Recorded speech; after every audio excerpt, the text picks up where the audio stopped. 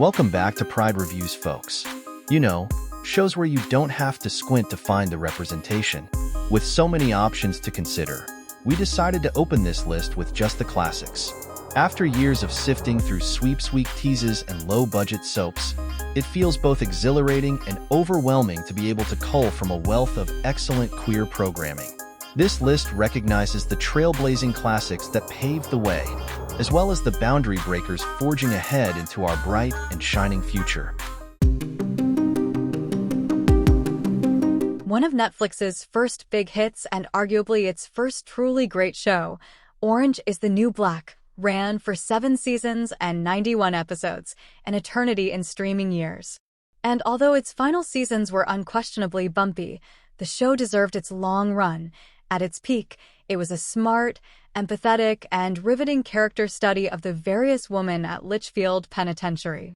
While main characters Piper, Taylor Schilling, and Alex, Laura Prepon, and their romance was always sort of blah, the show made up for it by quickly expanding outside of them to explore the lives of the much more interesting women around them. From lesbian inmates like Crazy Eyes, Yuzo Aduba, phenomenal like Always, Nikki, Natasha Lyonne, and Samira Wiley, to trans women like Sophia, Laverne Cox, who made history as the first trans person to be nominated for an acting Emmy.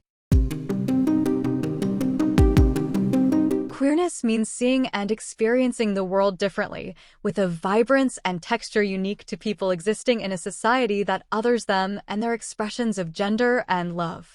This brilliant sci-fi ensemble series explores the emotional depths and connective tissue of LGBTQ community through a lens that takes empathic perspective to its storytelling extreme.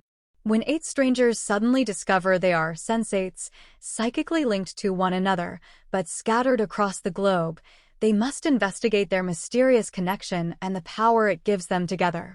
Sense8 is a good show, but notable at Netflix for a historic cancellation decision and its subsequent partial reversal. Fans were left on a cliffhanger at the end of Sense8 Season 2. Netflix announced it would cancel the series at the start of Pride 2017, a decision met with near-immediate blowback. Critics argued that abandoning the series was reflective of Netflix's lack of commitment to championing queer stories long-term. The platform then gave the show a finale in 2018, considered the final installment of Season 2 and a triumph for queer people speaking their whole piece. Perhaps the ultimate comfort watch, Schitt's Creek, famously was a world where homophobia didn't exist, and the gay characters were free to be as cuddly and as messy as their straight counterparts. Pansexual David, played by series co-creator Dan Levy, was introduced in Season 1 as a vapid, pampered prince, one who slowly softened over the course of the series as he and his rich family fell from grace and were forced to reside in the motel of the titular town. But he didn't fully grow until the introduction of Patrick, Noah Reed, his straight-laced business partner, and the romance between the two grew into the show's emotional core. And even going past Patrick and David's romance though, many of the non-gay characters still have a strong queer appeal. Since creating Queer as Folk, the original pithier British one, in 1999, Russell T Davies has been one of the most reliable creators of quality LGBTQ entertainment.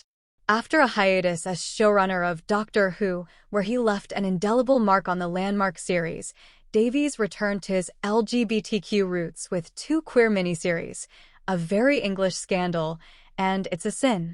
In 5 episodes that are equally heart-wrenching and fun, It's a Sin colors its AIDS story with a new layer of joy.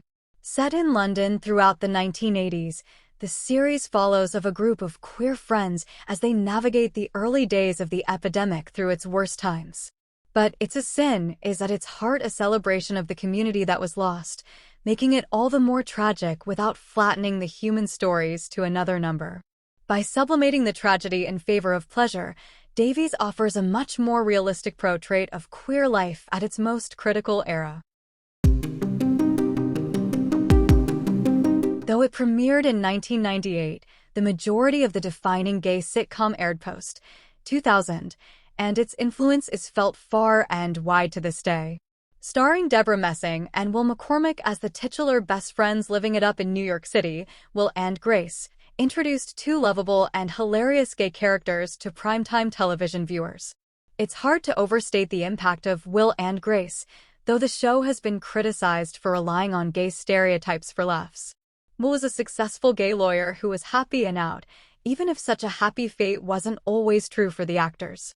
A master of physical comedy, Sean Hayes' Jack remains one of the great comedic TV performances, a descendant of Lucy Ricardo and echoed in Kenneth on 30 Rock and Elliot in Search Party. That it survived a 2017 revival with its reputation relatively intact proves its consistent quality. Tony Kushner's Pulitzer Prize and Tony Award-winning play had already made a huge impact since its Broadway premiere in 1991. As with any revered piece of theater, but especially one as monumental as Kushner's ensemble aids epic, audiences were right to be wary of a screen adaptation. But director Mike Nichols, firmly in command of this new form of film series hybrid, worked brilliantly to shepherd Kushner's fantastical storytelling to the screen. With its sweeping scope and career-defining performances, Angels in America is probably the most definitive piece of art about the AIDS crisis. From the wrenching dance between Lewis and Pryor as they contend with life with HIV, to the monumentally grotesque character study of dangerous homophobe Roy Cohn, played electrically by Al Pacino in his last great role. Add Meryl Streep in Rabbi Drag, and it's one for the ages. We owe so much to British TV creator Russell Davies, and it all begins with Queer as Folk. While the UK version is equally, if not more, compelling, its 1999 premiere spared us having to make a Sophie's choice of which to include on this strictly 21st century list. The American version, while considerably soapier, is also about 10 times sexier. It follows a group of 5 gay friends living, laughing, and loving, wait, that's a different show, in the unbelievably fabulous city of Pittsburgh. Ushering in Showtime's era of delivering 2 of the most impactful queer shows ever made, Queer as Folk was America's first entirely LGBTQ+ TV show. In terms of impactful characters, it's hard to name one who outed more teenage boys than Brian Kinney, an effortlessly smooth top with an enviable loft. But in addition to the many hot sex scenes and crushable cuties, Queer as Folk offered a magical refuge away from what was then a very straight homogenous culture. It offered overly supportive moms played by TV icons, We Love You, Sharon Gless, bickering lesbians who were maybe a little too annoying but also hot, and a vision of a fabulous life surrounded by chosen family. Premiering on HBO in 2001, 6 Feet Under was once as important to the HBO brand as The Sopranos was. Created by gay screenwriter Alan Ball, the hour-long dark comedy takes place in a family-run funeral home, and each episode opens with a death scene. But the heart of the series are the lovably eccentric members of the Fisher family, who are reluctantly thrust together after the death of their patriarch. In addition to just being extremely good TV that never dips in quality over 6 seasons, 6 Feet Under introduced much of America to its first long-term committed gay relationship in Keith, Matthew St. Patrick, and David, Michael C. Hall.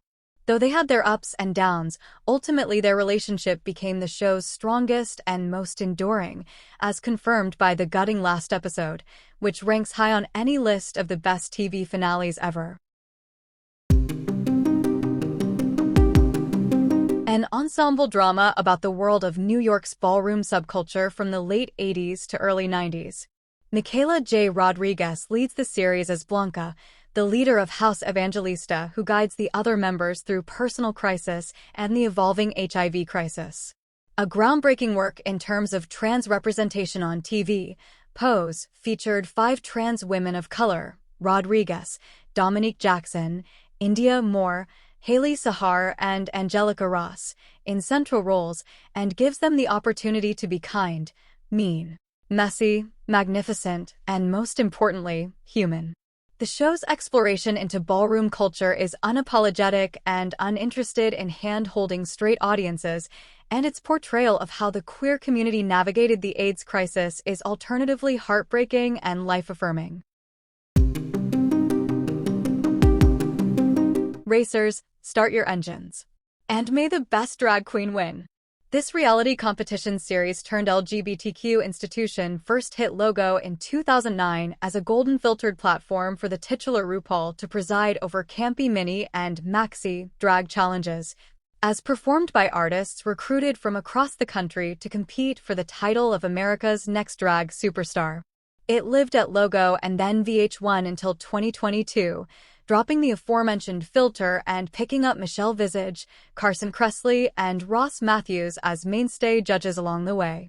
The series eventually moved to MTV in 2023, where it continues to reign as the foremost television showcase for the art of drag, even as more of its cast members launch series and business empires of their own to the franchise's countless fans. Well, that's all for now, folks. Thanks for watching. If you enjoyed the content of this video, click the subscribe button so you can receive more content like this every week. Also check out our other videos as well. And I will see you soon in the next video with another topic.